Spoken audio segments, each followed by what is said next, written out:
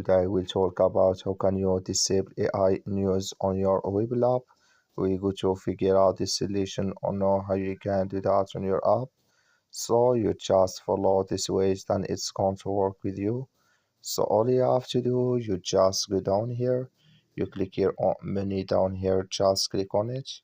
When you just click here on menu, it's going to take you to your profile. It's going to show for you like this. Then you click here on settings here, just click here on settings. So then you come to next step here, it's going to show for you like this. Then all you have to do now, you just click here on new settings, you just click on it here.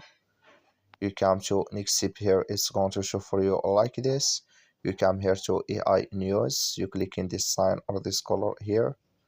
Like you see color, it's gone, that's mean AI news, it's disabled with us now. That's all you have to do. That's all. Thank you for watching. Don't forget to support us by liking and subscribe.